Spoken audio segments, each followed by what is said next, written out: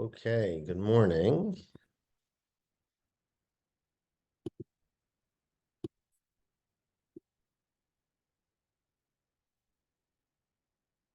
I'm going to start reviewing while hopefully others are able to join us because we are on today's daf in Masechet Bava Metzia. Wow, it's already daf Yudchet, daf 18, and we are in the middle of a sugya because yesterday Rabbi Yochanan said an interesting halacha. Rabbi Yochanan said that whenever a court defines something, whenever something comes from a court-ordered sort of responsibility, that responsibility is as good as if you have a document, even if you don't. So that a woman, for example, ketubah was the example we were using. A woman who is owed a ketubah, the proof is on the husband or the ex-husband or the estate of the deceased husband to prove that they already paid it. And if they have a proof, of course, that counts. If they don't have a proof, then it's as if she has a shtar that says it, and him just saying, or the estate just saying we paid it back is not sufficient. So that was what Rabbi Yochanan said, and the Gemara attacked Rabbi Yochanan and said, of course that's true. We have a beferish, a Mishnah that says that, because the Mishnah says that if a woman shows up with the get that says she's divorced, but doesn't have a ketubah that says her husband or ex-husband has to pay her, she can collect with the get. So clearly, how can she collect? She doesn't have a ketubah. Clearly, it's an understood ketubah, basically. So that's the proof. And the Gemara, Abaya attacked that proof and said, well, maybe the Mishnah is only referring to a case where they didn't write a get. So there is no get. I'm sorry, they didn't write a ketubah. Thank you. They didn't write a ketubah. So there is no ketubah. So the get essentially is the document. But maybe in a place where they did write a ketubah, a woman who wants to collect has to present the ketubah. And if she doesn't present it, she can't collect. How can you prove that? So we went into this discussion yesterday about that, and the Gemara first answered, Abaye first answered and said, I made a mistake in attacking Rabbi Yochanan, because in fact, even in a place where they write a ketubah, they don't write a ketubah for a woman necessarily who is only engaged, right? But since a woman is only engaged, gets a ketubah, right? If her husband dies or divorces her. And since if he dies, there'd be no more documentation, right? Because you can't prove, I mean, you could document that he died, but you can't document any interaction between them. And so then in every case, she couldn't get a ketubah because the state can always say it was paid back, or maybe it was paid back. So it must be that even in a case where you write a ketubah, there are circumstances where without a ketubah, the assumption is that the husband has to, or the state has to pay. So that's what we said yesterday. And the Gemara attacked that by saying, but how do you know that you actually have to give a ketubah to a woman who's only engaged, right? Who's a nitar milah, not nitar milah, who's erisin, who's only done erisin. So that's what we're up to today. And we are on the top of Daf Yud Chet Amud Aleph. And the Gemara says There is some document. It may not be the ketubah, but it's a get or it's another doc. So the contract of the court. So right, but it is not. You're right. It's not the ketubah, but there is some paper that there's evidence that she was in fact married. The case with Erisin, there's not, but the case of get, there is. Correct. So that's what we're saying. But if that's true, so for get, you can always find a document of a get. But in a case where it's Erisin and he dies, right, there's presumably no documentation. There have to be witnesses, right? If they say he didn't die, they don't have to pay. But that's what we said yesterday. Well, so it could be a death certificate, right? I'm sorry? A death certificate. Right. Well, but they had Adim. They didn't have documents of death. So we called it yesterday, a day mita, right? People who reported that he died. Anyway, says the Gemara, the second line of Daf Yud Chet Amud Aleph. Didn't the families have Tanayim? I'm sorry? Did the families had Tanayim? Tanam is not, no, Tanam are very, I'd say, a loose responsibility. I mean, they're much later development, first of all. But they're also not, legally binding in the same way. I mean, if you have them, you have them. Anything you agree to, you have to do. But it's not an essential document. Gotcha. Thank you. Ella says the Gemara on the second line of Daf Yud Chet Amud Aleph, Midatani Rabbi Chia bar Ami. It's from a Braita that Rabbi Chia bar Ami taught, which is, the Braita says the following: Ishto Arusa. You have a Kohen who is engaged to a woman and she dies, right? So a Kohen usually is not supposed to come tamei to a dead body, but to his wife he's allowed to. And a Kohen who's an onain, meaning one of his relatives is died, he's not allowed to work in the Beit HaMikdash during that period of aninut. The exception, of course, was Aaron, who, remember, had to do it even after his sons died. So that's we're going to have that in a few weeks, right? The parsha of Nadav and Avihu. How do we know this is a Kohen here? Where's the Gemara say that? That's the Gemara. That's what I say. That's why you have me. Says or Rashi specifically, but let's read the Gemara. Ishto arusa, a woman who's married but only in arusa, the kohen who's married to her lo onein, he does not have the status of an onein, meaning he can work in the Beit HaMikdash. V'lo metamela, and he's not allowed to become tameter because even though he's married to her, he's not fully married to her. He's not nisua, and so he doesn't get an exemption from the responsibility of a prohibition of tumat meit. And the same thing would be the other way, which is a very bizarre thing. We've had this Gemara many times. Lo onenet, lo matama lo. She does not become an onen or become tamei to him. Now remember, a woman who's a kohen does not have a prohibition of becoming tamei. So the question of why exactly she can't be tamei. So Rashi says maybe because it's during a holiday when you're not supposed to become tamei. Anyways, there's other times, but obviously we're saying it to be parallel, right? But the point is that they don't have a consummated relationship for this regard. Meta. Now, if she dies, Eno Yorsha, he does not inherit her. Her property goes to her father's house. Meitu, but if the husband dies after they're only engaged, Erisin, Govek Ktubata, she collects her Ktuba. So you see very clearly that there's a takana of a Ktuba for a woman who's Erisin. So well, that again doesn't prove anything because Dilma Tikatavla. Maybe that's when he wrote a ketubah for her. It's not saying that it's automatic that you assume you have a ketubah. It's saying in a specific case where a man married a woman, did Erisin, and wrote a ketubah, and then he died, she would collect. Well, if he wrote it, you're going to say the katavla ma'ila memra. Well, if he wrote it for her and said, if I die, I'm going to pay you, then of course, if he dies, he pays her, right? We don't need a Mishnah to tell us that. You're right. Maybe we don't. Maybe the Mishnah actually is not telling us anything. It's just that we want a parallel. We want to say if she dies, he doesn't inherit her because it goes to her father. And then we say the parallel, if he dies, she gets the ketubah. But maybe there is no additional knowledge. Again, it's not a great answer, but we often do it, that we want to keep some symbol, not some symmetry in the Braita. Ella Abaya says, you know what? The reason Abaya went back and said Rabbi Yochanan is correct is because he didn't understand the actual text of the Mishnah or the details of the Mishnah. He went back on his, remember, Abaye questioned Rabbi Yochanan and then said, I made a mistake to question Rabbi Yochanan. The reason he pulled back his criticism is because he reread the Mishnah a little bit deeper. And because he said, look, when the Mishnah says, again, the case of the Mishnah is a woman shows up with a get and she says, I want to collect my ketubah. And the ex-husband says, I paid you. Or the estate says, we paid you. And she says, there's no proof you paid me. You have to pay me again. Says the Mishnah, you got to pay. Right? And how can he prove from there that that's even where you didn't write a ketubah? Because the where you did write a ketubah, if you say it's only in a place where you didn't write a ketubah, and there get hainu ketubata, so in that place the get is the ketubah, atus, is that sufficient? Get mana matayim ktiv bei? What do you mean the get is the ketubah? The get doesn't have the details. It doesn't say how much to pay. It doesn't say pay 100 or 200. It says so and so is divorced from so and so, right? So you might say, well, so what? Since the Rabbanan said, utilize the get to collect your ketubah because there is no ketubah, right? Kiman dekatav beidami. It's as if it's written there that says, the woman should use this to collect 200. But still, why can't the husband say, or the ex-husband say, or the estate say, liton velema parati? Why can't they go back to the original claim, right? Anytime you show up with a document, the person can come to you and say, I paid it back. Now, we said yesterday and 2 days ago, that's not really a very believable claim because usually if you pay someone back, you demand the shtar and you rip it up, right? So why didn't you rip it up? So they're going to say to the state or the ex-husband, well, if you paid her ketubah, why didn't you rip up her get, right? Now, of course, she's going to say, I didn't let you rip up my get, right? They you say to the husband or the ex-husband, iparata, if you really paid her back, you should have torn up the document. Amarlan, he would say to you, what do you mean? She didn't let me tear up the get. I wanted to tear up the get. But my ex-wife or widow, if it's a state, said, you can't tear up my get. Lo shafkatan. She didn't let me do it. Amra, because she said, I need this get for proof so I can go and remarry.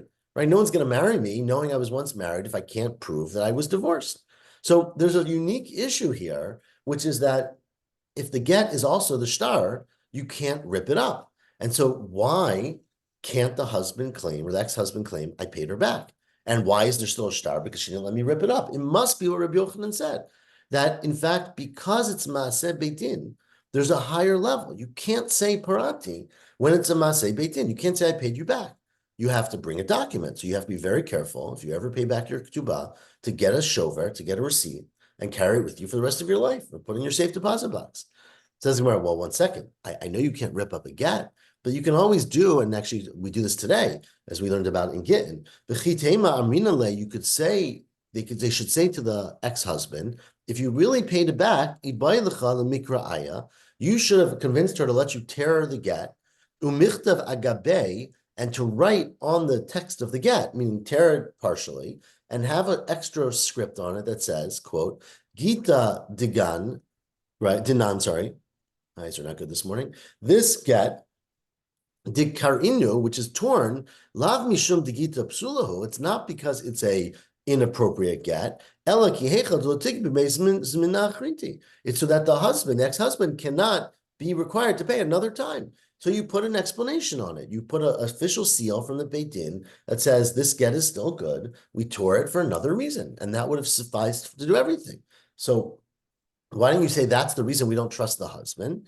Says Gemara, because that's really not practical. Look, atu kol de magbi bebeidina magbi. Everyone who collects always collects in front of a Beit Din, and they have a, the base. So Rashi here makes it a little bit about writing. Right, in the Beit Din, Rashi makes it sound as where they really knew how to write this because they had skill in writing, they were literate, they had pens. But it's probably deeper than that because it probably goes into the detail of you need to have a court establish this. You can't just have any Joe Schmo write what they want to get. So you don't always have access to a court, right? And so you would basically be saying every time a husband pays a ketubah, you have to go to court in order to do that. It's impractical. And therefore, that can't be a requirement. It's possible, but it's not a requirement. And it must be that the reason a husband is not believed is because of Rabbi Yochanan of Maaseh Beit Din.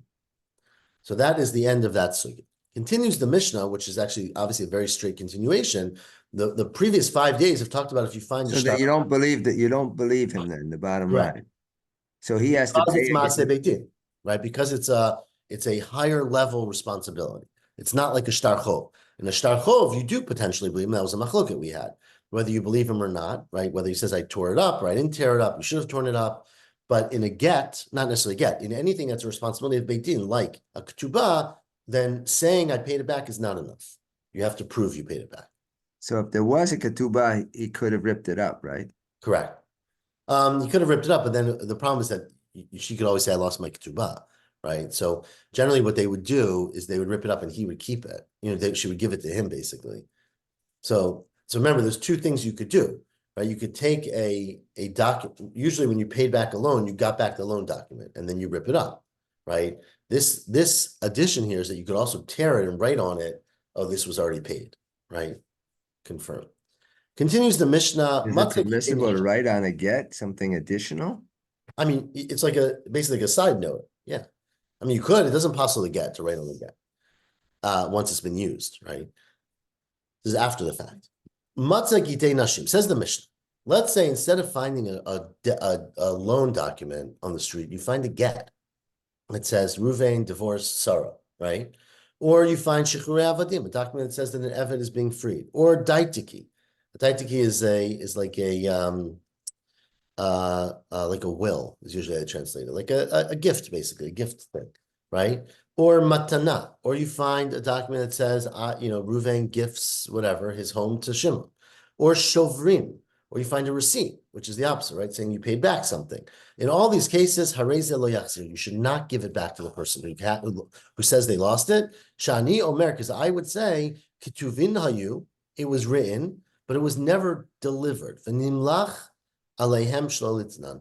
The person decided, the husband or the owner of the slave or the person dying, whatever, the will, decided not to give it. So the fact that it was found not in the hands of the person who should receive this, that it was found lying in the street is a reason to say that you cannot give it back and you have to destroy it or give it to Beit Din to hold until someone can prove that it's theirs. Now we're going to see in a minute today and also tomorrow that potentially the person can prove it. If they say, oh, I definitely got this get because it has a mark on this side that says such and such, it's similar to an Aveda, right? It's like proving that you lost a diamond watch, a diamond whatever, diamond ring. You just have to have a siman to prove it. But if you don't, you can't return it. Says the Gemara, now, you made it sound that why are we worried about not giving this get back to the woman? because maybe the husband wrote it for her, but never gave it to her. So she's not divorced, right? Taima, now the implication is that the reason you can't give the get is dinim lach. Maybe the husband changed his mind. He wrote it, but before he gave it to her, which is when it becomes effective, he decided, I want to stay married to her, right? But shalom, it's not. But ha'amar tnu, but the implication is that if he said, the husband wrote a get, and he said to he's living in Buffalo, and he said to the messengers, please deliver this to my wife who's living in China, right? And on the way, he changes his mind. We've had this case many times before, right? At least in Gittin, we had this. He says, if he says tinu, give it to her, then notznin afilu zman meruba.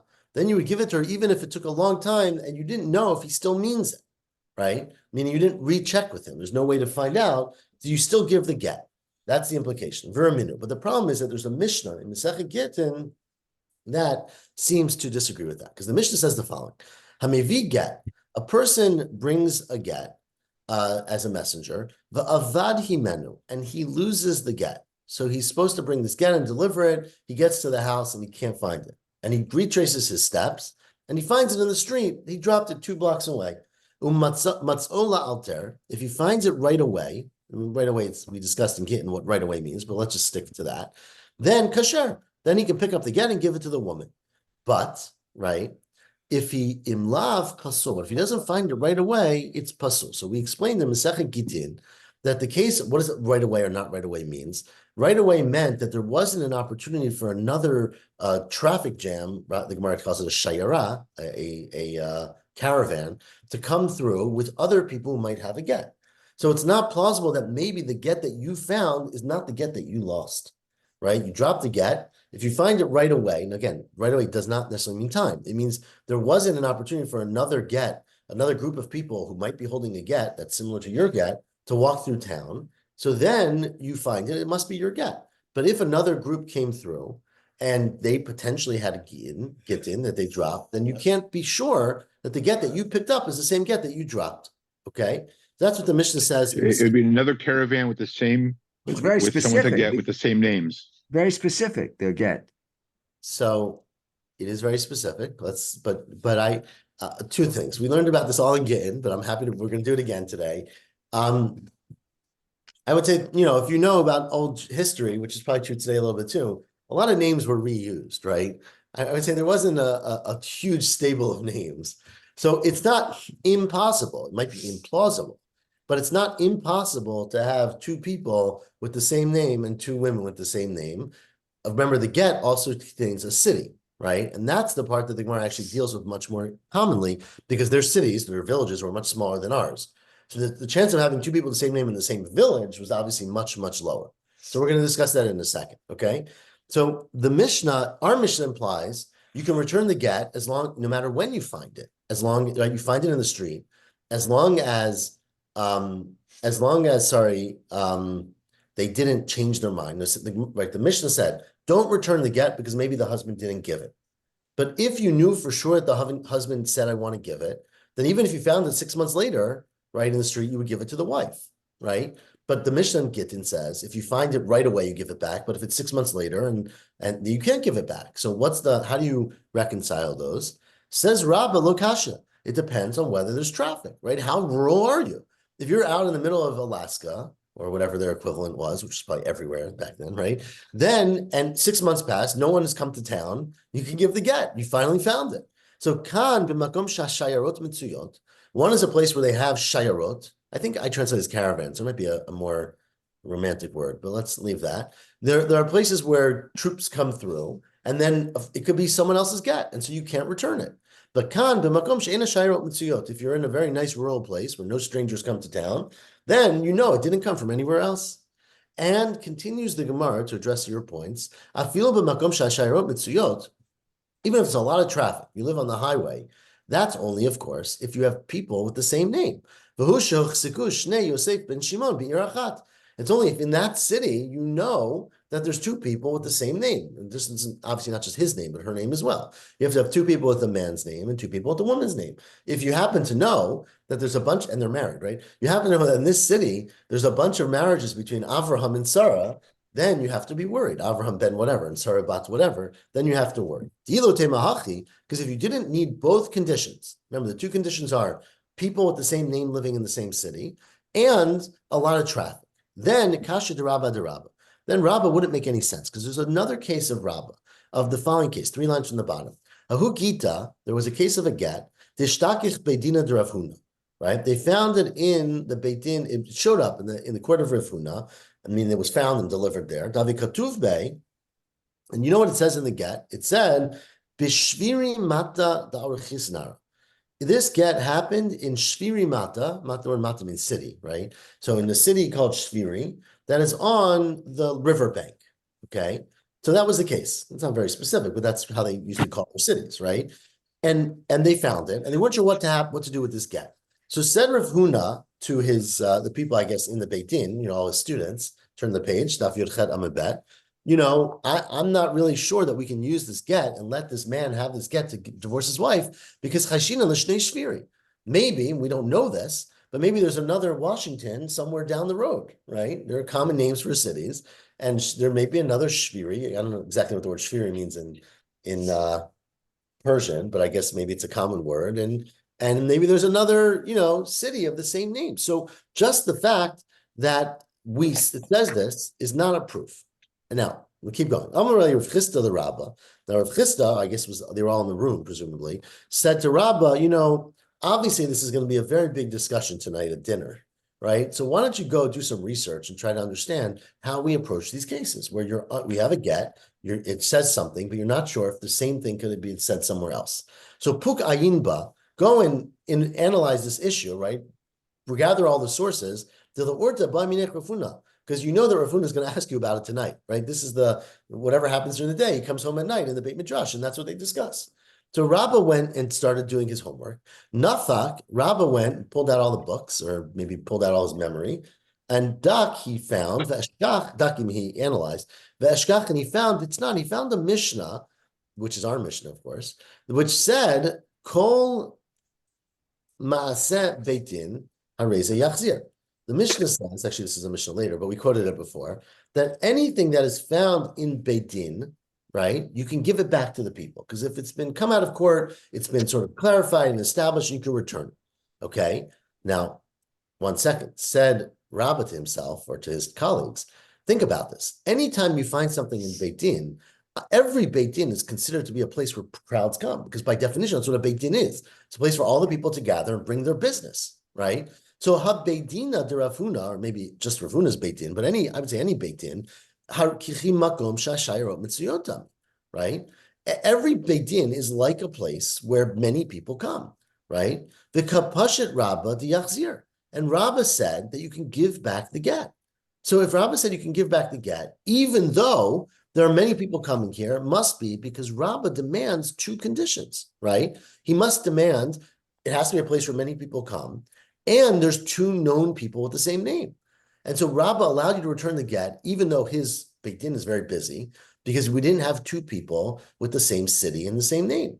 So therefore, it must be that Rabbah holds, where am I keep going? Not Rabbah, Rav Chisda, Rav Huna holds, Pasha Rabbah Diachzer Amma, Yosef ben Shimon in. If you know for a fact that there's 2 people with the same name, that's where you have to worry about giving it back. Ilolo, right? But if not, not. And so that is how Rabbah reconciled this contradiction in Rav Huna. That one case Rav Huna is referring to where you knew that there were people with those names, so you had to worry that it's not their get. The other is if you didn't know, even though it's a place of high traffic. So each condition alone is not enough to possibly giving back the get. Okay?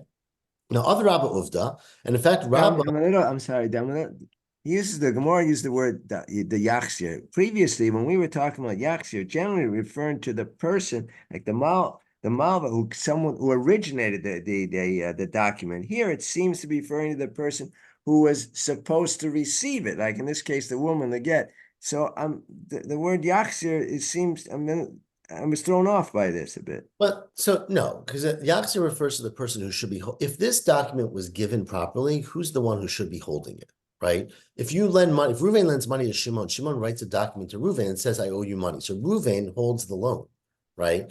In a get, the woman is the one who holds the get because it's given to her. So it's always the one who, if this had been given properly, who was it given to? That's who you return it to. The question is, as our Mishnah said, you don't give it back because maybe it was never given.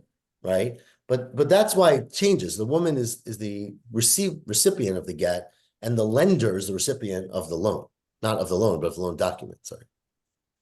So Ovid Rabba Uvda. Now, it says when Rabba himself did a practical case, Bei Kitna de Pumpadita. Okay, there was a get that was found in the Bei Kitna de Pumpadita.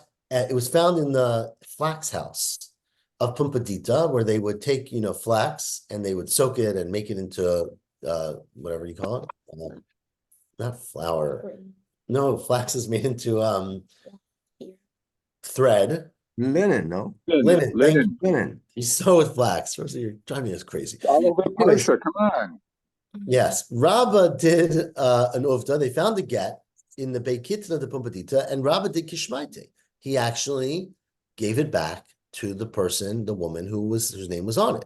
Why did he give it back? So Ikadamri, some said it's that. What does it mean? He found a Beikitna. It means heicha de mizavni kitna. It's in the market where they sell kitna. It was in the shuk, right, where everyone comes to sell, which of course is a big gathering place, right?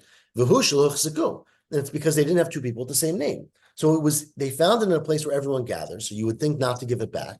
But in fact, it was a place where there was an odd name, which is why it shows give yourself an odd name, right? The person didn't have something that was common. Even afagav shchaychan shiarta, even though, of course, many people go to the shuk to sell flax. The Igadami, some said, no. He didn't find it in the place where they sold the flax. He found it in the place where they soaked the flax, where they prepared it, right? And as we've learned many times, not that I've ever in my life been anywhere near flax, it stinks to high heavens when you do that. Right. Of course, there are no shiarta there, so no one's going to come, right? Because it's super smelly. So they found the get heicha ditaru kitna, where they soak the flax, and afagav the huchsiku. Even though we know that two people in the flax soaking company are named the same name, Yosef ben Shimon, still will give it back to the one because it's not shichicha shiarta, right? So a lot of people don't go to that place. So that is how Rab actually paskin, that when we say you don't give back the get, it's only if there's two problems. One is that many people have come, so there might be a get from somebody else. And two, you know that there's someone in that town with the same name as the man and the woman, and therefore it's conceivable that that person wrote the get, not the one who claims this is my get, or the woman who says this is what I was given. So that is Rab. Here, one condition was sufficient. No, he gave back the get. Right, but he said that there even though there were two people living with the same name here, right? So only one condition in this case was he gave back the get. It was if we were saying earlier that he had to meet two conditions, that there were not two people living with the same name and there were no chayarot. No, Rabbah says you need both conditions not to give it back. Exactly. But not to give it back. So you can give it back if you only meet one condition. Right. So only one can, but the earlier Rabbah allows you to give back the get unless both conditions are met.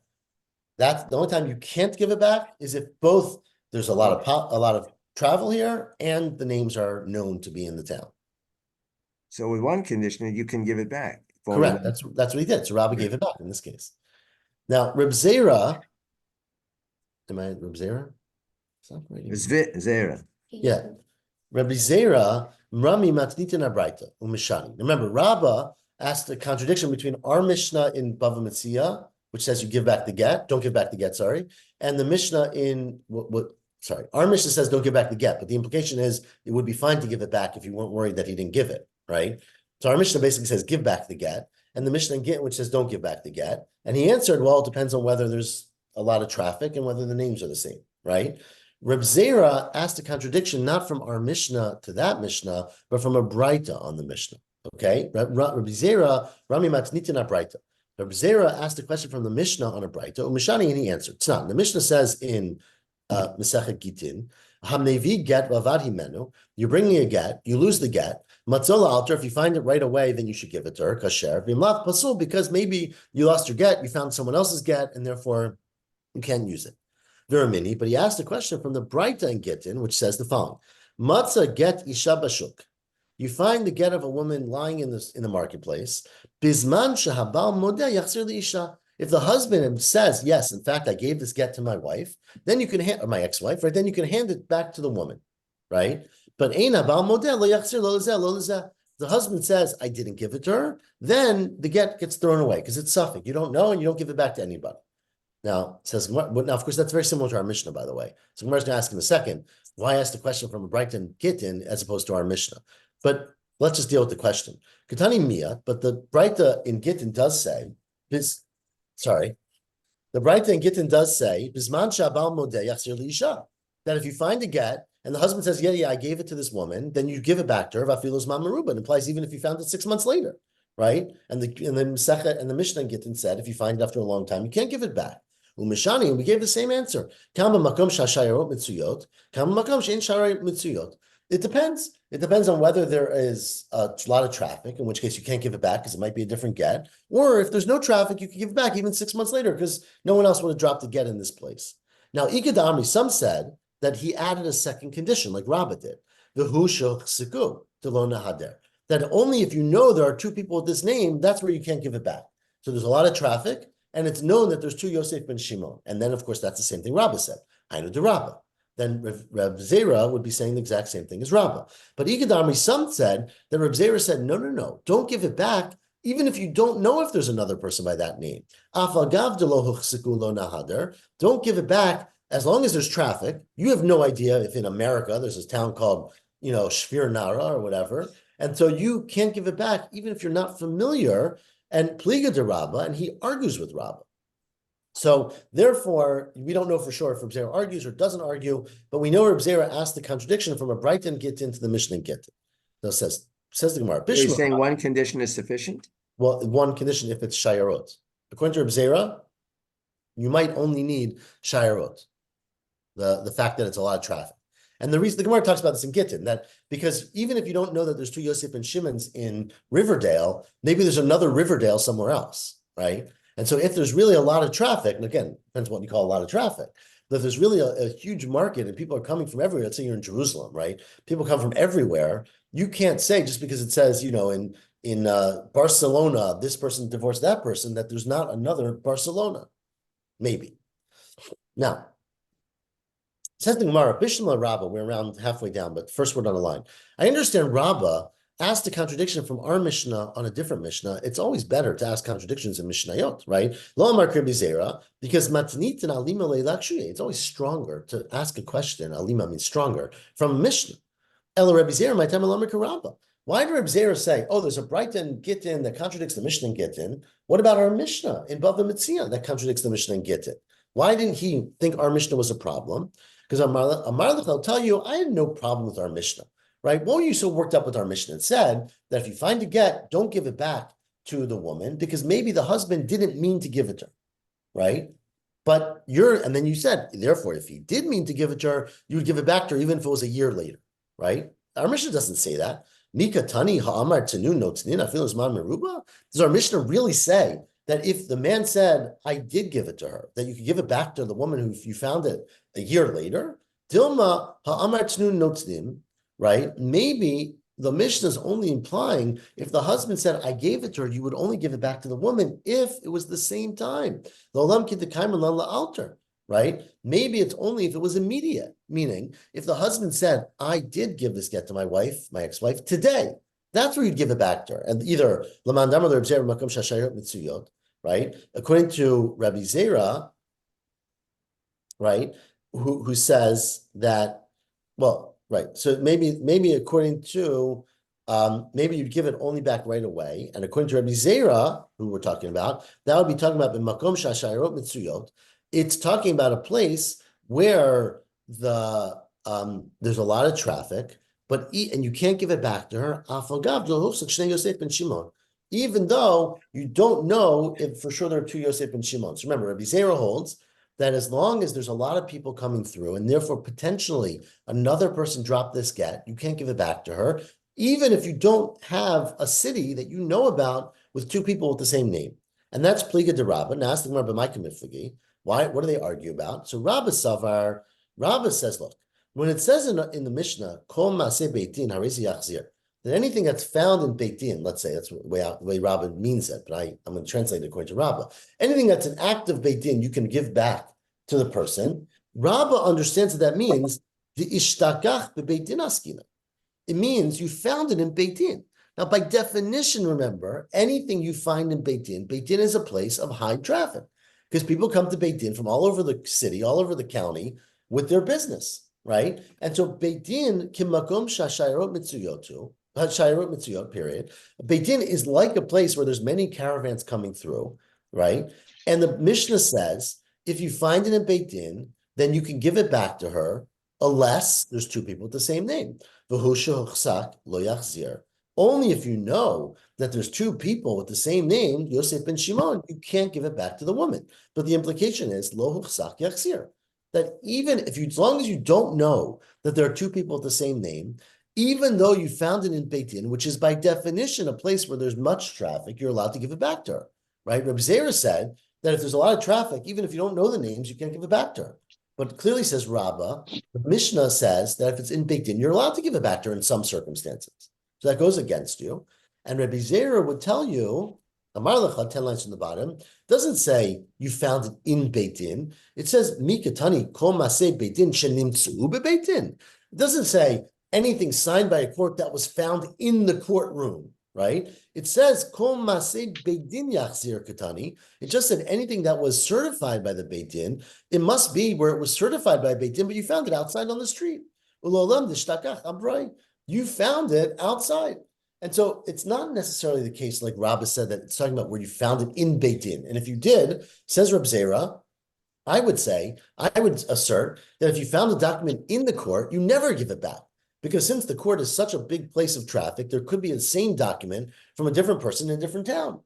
But says Rabbah, I disagree. And if you find it in court, you can give it back as long as you are not aware of two people with the same name living in the same city. So that is the machloket Rabbi Zera and Rabbah, at least according to one opinion.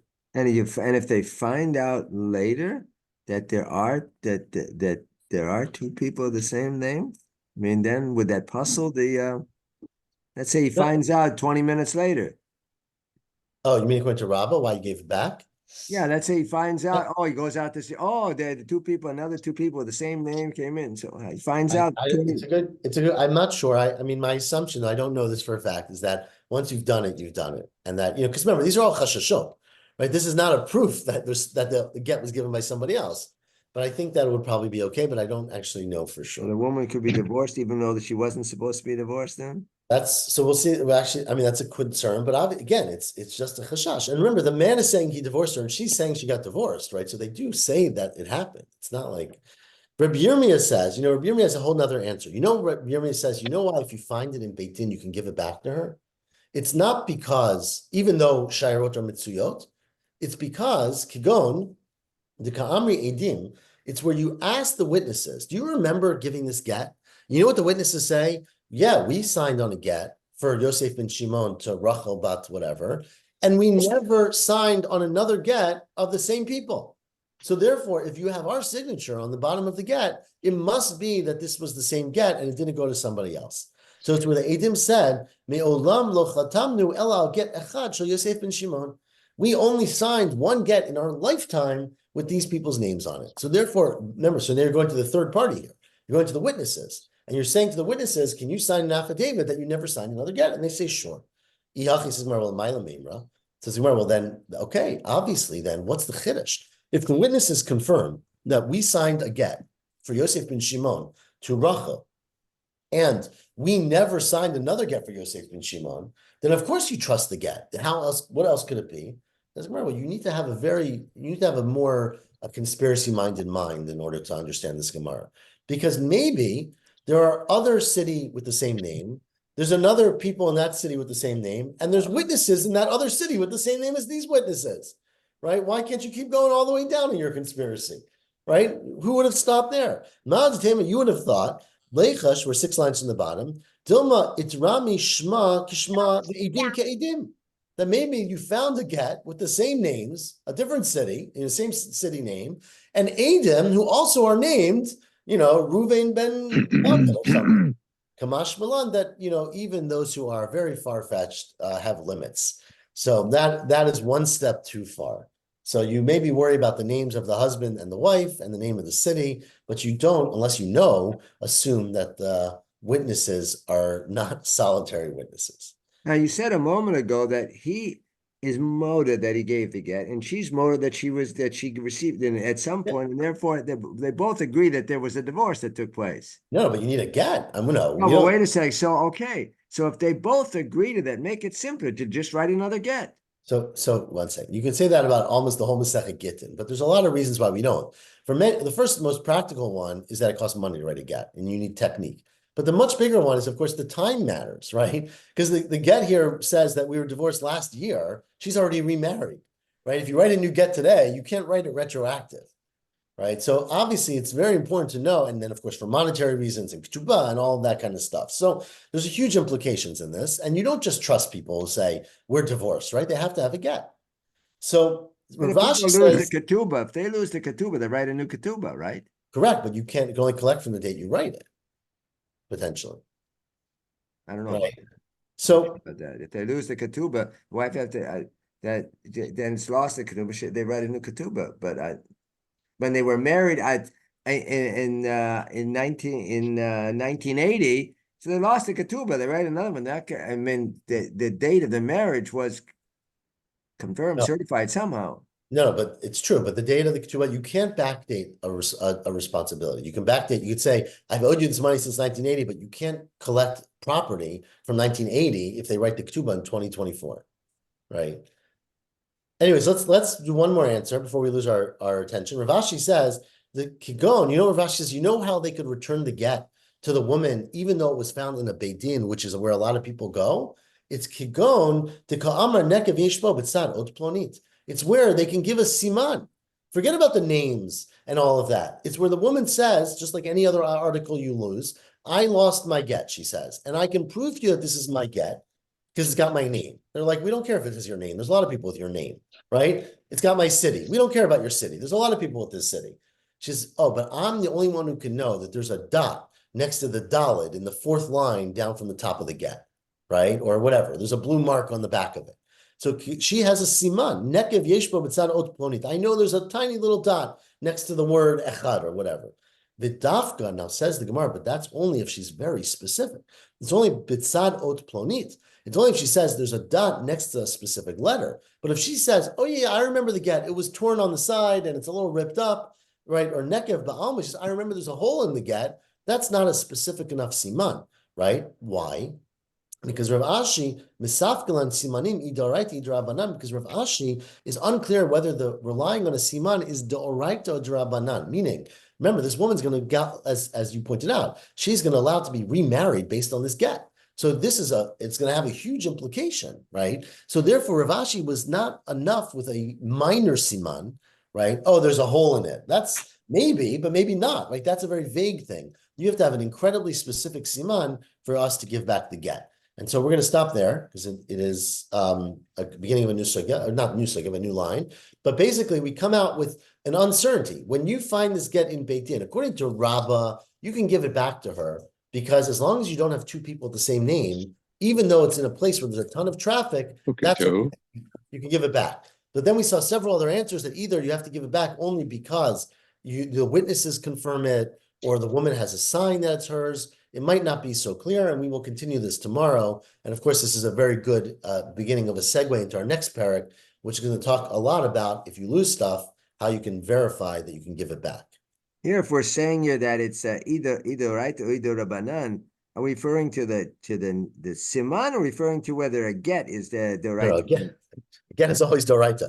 The question of simanim, right? So the Torah, again, we're going to get into this. I stop before it, of the concept that you're allowed to rely on a siman in order to give something back, right? So if you find something in the street, right, a diamond ring, and a person says to you, this is mine, it says, the letter X on the bottom, you give it back to that person. There's a big debate, which we're about to have, whether that is doraita, that the Torah establishes that there's a right to basically give ownership based on signs, or whether it's only drabanan, that in fact you can't prove it, but the rabbis made a halacha because otherwise, it's impossible to live. So we're going to see as we go forward whether that's doraita, in which case it would certainly work for a get, or it's drabanan, in which case it won't work for a get, and that's why he was supak. Mm-hmm. Anyways, we're going to continue this tomorrow. Shavua Tov. When are we meeting next Motzi Shabbat? Or so this is a good question. I don't think we can meet next Shabbat. because I hope so. so I think I don't know. Let's set it up on the Zoom, but I think it's gonna have to be in person on Shabbat. And then Sunday we'll have to learn in the morning, I guess, because everyone's gonna be drunk in the afternoon. No, but when in the morning there's the I don't know. Megillah? I don't know. I have to see what time it's Sunday, so maybe things are a little bit later. Depends on what time they daven in Lakewood. I think that's really what's the big question there. You want the schedule? I don't know. We should talk about it, right? Let me see the schedule HIR. So HIR is Sunday morning. I'm looking at it. Purim schedule. Do what's best for Lakewood. Well, anyway, Sunday I morning. mean, for Riverdale, I mean. So Riverdale. So I'm sorry, I Riverdale. didn't even drink anything, and I'm already saying Lakewood when I met Riverdale. Right. So HIR is davening at 8:30 on Sunday morning. So I think we could still learn at 7:45 before that. There are minyanim at 6:30 in Riverdale too. I mean, I'm sure there's earlier minyanim, but In Riverdale, the early minyan is 6:36, whatever it is. are you planning on doing that? I don't. If I'm up early enough. I mean, I don't know. We'll see. Well, we should see. We have to make up a time though, right? I know. Let me put it on and see what works. But James is going to want to do 7:45. We always do what James wants. So, anyways, we will hopefully reach a time that everyone can join. But I think it's going to be 7:45 before the 8:30 minyan. Okay, everyone. Shavua Tov.